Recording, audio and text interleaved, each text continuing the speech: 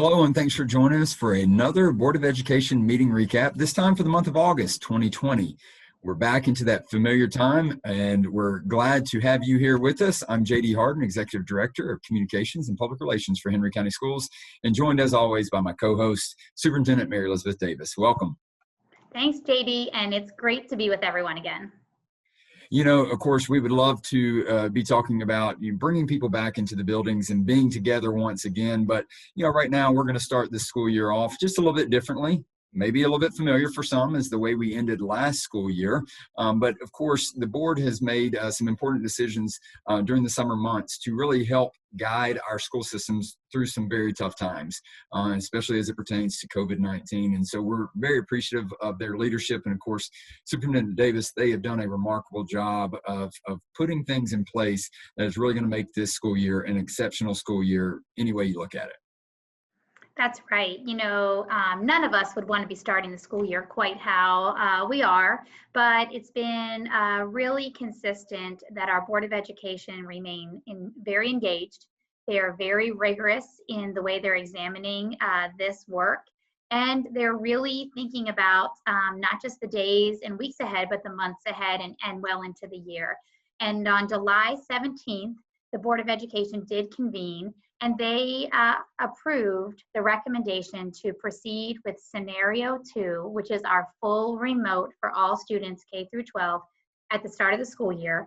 And they adjusted the start to the school year's calendar to August 17th as the very first day of school. Now, none of the breaks that we've traditionally become accustomed to, nor is the last day of school impacted in any way. This is really just an adjustment to that first day. And we kicked off the board meeting with a really comprehensive report to the Board of Education and the public on every single facet of preparations for this back to school season. And so, JD, I don't know if you want to take a look at some of the reports that we saw today. Yeah, no stone was left unturned. And of course, we were able to hear from Josh Malcolm around facilities and maintenance and transportation. We were also able to hear from Valerie Sue Smith around all of our, employment operations, and staffing updates.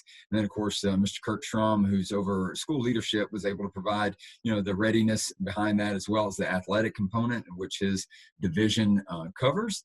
And then we were also able to hear from Ms. Melissa Morse, who handles, obviously, all of the instructional components for our district in that division. And then we also had Dr. Brian Blanton that really covered the crux of all this, and that's our technology that's going to make this remote learning experience as welcoming and as possible, for our entire district. And then we also heard from Dr. April Madden over our student and family and student support services, as she really talked about family and the exceptional student education readiness. A lot of components go into it, and I believe that we have the opportunity to hear from some of them and maybe some feedback from our board members as they took all of the information in. So let's take a look. Henry County Schools is the best place to work due to our culture and climate, our innovative practices, and the care and concern we show our staff members. I have a friend that finally saw the light, and she came, and she's one of our new hires for Henry County. And she said, I just want you to know you have been right all these years.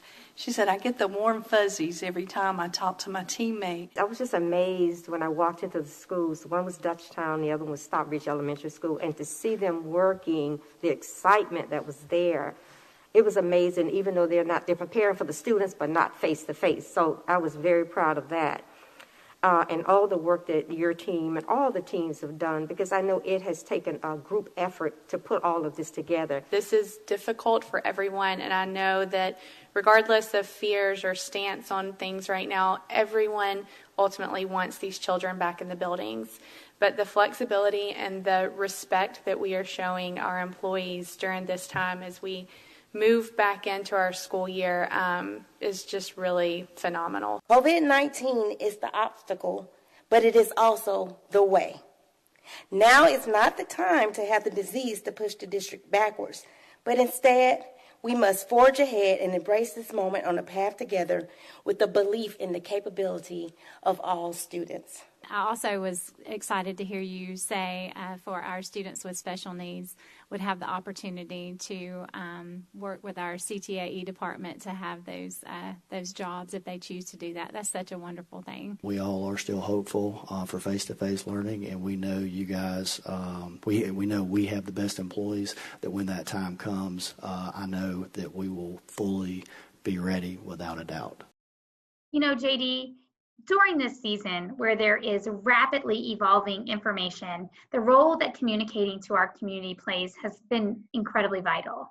I would highly recommend that our members of our community, families, community stakeholders, business owners, community leaders, plug in and check out the full report that is available on the district's website so that you can get the comprehensive picture of the back to school preparations underway in your school community. Without a doubt. You can find that link probably right here in the video screen. It'll take you to our recaps that are always available. It doesn't matter if it's this meeting or any other meetings. We're excited to be able to provide that function for you so you can stay informed with all the important actions that our Board of Education members take each month and during those special called meetings as well. So moving right along from there, we had a couple of other big rocks that our board was able to hear about and take action on. And one of those, we're finally getting into the home stretch and we see the finish line, and that's our budget for the FY21 budget year or fiscal year, I should say. And Ms. Willis, her team, in the financial services division, along with our board members and of course district leaders in Henry County Schools, have worked tirelessly to make sure that we have a balanced budget, a budget that is reflective of the board's desires to really focus on student learning. And I think they've accomplished that, and Ms. Willis was able to present that to the board, a tentative budget, during this most recent board meeting. That's right. Of course, as our audience knows, this is incredibly uncustomary. The Board of Education approves a balanced budget for the start of a school year no later than June 30th. Of course, that has been waived by the state of Georgia, and we have been operating under an emergency spending resolution for the months of July and August. But we're pleased to be able to present a balanced budget to the Board of Education for the FY21 fiscal year. It does represent $41 million shortfall from our state revenue source. That is the 10% cut that hit all of the districts across the state, as well as the revenue losses due to equalization and local 5 mil. Both of those grants are reflective of our local county having a robust and actually stable and growing economy, meaning that the state does not offset the local revenues like they do for districts that don't have those conditions in their community. But to bring the board a balanced budget certainly required quite a bit of examination of how we would manage the $41 million shortfall. The proposed budget does so without any use of furlough days for any of our employees, and it is committed to honoring the salary schedule for all of our employees. Our Board of Education has made it very clear that that is a priority in the budget making process. And so while of course cuts had to be made, we needed to rely on new federal sources like our CARES grant. We were able to provide a continuation of services and be a stable and reliable employer to our employee team. Yeah, when our board says they're committed to hiring the best and keeping the best around for the education of the community's children, they really mean it. And this budget is reflective of that, because these funds do go directly to support our employees, who obviously are the frontline workers, to make sure that our students have the best education that they could possibly have. And so we appreciate the board with that. I believe there was a little bit of discussion that they were able to share around the tentative budget that was brought to them at the August board meeting. Let's take a listen. You said the CARES Act of $4 million would supplement our budget. Okay, so that's good news because of the cuts that we've had. So I just want to make sure I understood that. Yes, ma'am, that's correct. The CARES budget will supplement the general fund continuity of service by $4 million. By $4 million. Okay, thank you. Thank you, Mrs. Edwards. Any other questions or comments? Ms. Cobb? As you shared, every school district is facing certain times and budget cuts, and I'm thankful that we are going to hopefully approve tonight this tentative budget that does not include furlough days for our teachers, because discussing earlier, our teachers are facing, really uncertain times, and they're having to be flexible and all the hard work that they're having to do. So I am grateful that we are going to not have to have furlough days, and that the steps will be honored. So thank you for your leadership and all that, and thank you for all that information. Thank you, Mrs. Cobb. Ms. Pope? I'm thankful to our taxpayers for trusting us and for supporting us, and I'm grateful that our community is thriving and can fill in the gaps that we most certainly have right now. I'm also just so thankful that we are not looking at furlough days. We want to look at any way possible to honor our employees, and that's something that I think a lot of people were afraid was on the horizon. So thank you for making that possible. And also honoring our salary schedules. And I think it's just so important that we are honoring all of our positions right now in anticipation of returning face-to-face, and just showing all of them that we value them through this budget. So thank you for that also. Can I ask you how this may affect our fiscal year 21-2022 budget? I mean, I know we're just now talking about this one, but this just seems like it's bound to affect that as well. It's a great question, and it's definitely on, I think, a lot of school systems' minds for the 21-22 school year. So a couple of things, Henry County Schools.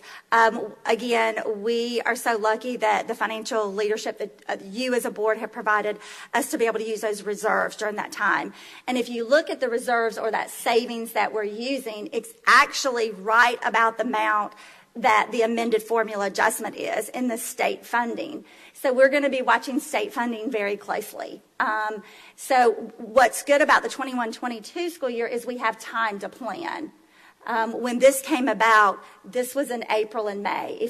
I don't know if you remember, but at the March board meeting, we were still talking about raises for teachers. Another thing that Henry County Schools is very lucky to have for the support of our eSPLOST program, because that does have capital project expenditures that some school systems have to afford within their general fund. And we are very fortunate that we can use the capital projects for those items. So kicking off a fiscal year with a tentative budget means that as our August 24th special called meeting, we will actually include an informative and public agenda component to that meeting and propose the final budget for the fiscal year 21. So stay tuned. And if you have any questions or are interested in that budget, there is a budget hearing on August 24th as well that we would invite our community to be present and participate in.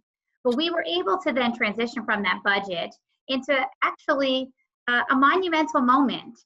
We could have easily let it pass by since there are obviously more pressing matters at hand right now.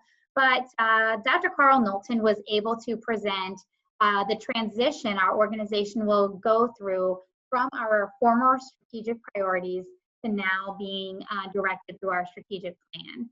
You might remember that it was in April of 2018 that those first strategic priorities were revealed to the community and to the organization. And those strategic priorities directed the work of this organization and actually resulted in tremendous gains of student learning outcomes over the past 2 years. Now, those strategic priorities were our commitment to listen, say what it is we're working on, and then report to the public our accountability for having made progress and accomplished what we said we were going to be working on. And so that's what Dr. Carl Knowlton was able to do. In sharing that progress, we also acknowledge that this paved the way for our 5-year strategic plan. And we officially retired the strategic priorities and replaced that with our long-range strategic plan, which includes strategic actions and priority learning outcomes that now we will actually build an implementation and monitoring plan to bring to full life. That strategic plan was designed and developed by our community. Really, it's our community's plan. And while there are more pressing matters requiring our attention, we are eager to get to the work of ensuring that the best possible place to learn is in Henry County and that our ambitious pursuit to being the fastest improving and highest achieving will not be left behind. It was really a great reflection moment, but also a moment to say we are pleased, but not satisfied as we look into the future. You're right, Mary Elizabeth, and of course the board, as always, had a lot of positive feedback around this monumental moment, and let's take a listen to what they had to say. It definitely took a village to get us here, and just so thankful for your leadership, Dr. Knowlton, in this. I'm just looking forward to seeing the great things we'll accomplish now that we have this solidified. This has been a huge undertaking on behalf of so many people, but this is the exciting stuff that we are committed to, and that we are committed to regardless of how our instruction is being delivered. So I'm really excited to hit the ground running with this. And again, as we would share, that all of this is not possible without you, our viewers, our school community. You all contributed to this very important milestone for our district, and we look so forward to engaging you further over the next 5 years as we really bring the strategic plan to life for our district, to really advance our district to the next levels. So thank you again for that that level of participation. Another item transitioning that Dr. Knowlton was able to talk about was another milestone. This journey really began roughly a year ago when we brought before the board a very comprehensive policy review outline of how we would tackle the over 170 policies that were currently in our Henry County Schools policy library, if you will. And then, of course, we were able to review those with the help of the Georgia School Boards Association and their recommendations, working with our legal team as well, to see which ones were necessary, which ones could be moved out, and which ones could be refined a little bit. And Dr. Knowlton was able to provide another update, the final update to this comprehensive policy review process, which really is going to start a new process as we work towards the regulations that are built around these policies. So one of the key responsibilities of a board is to have an infrastructure of reliable policies.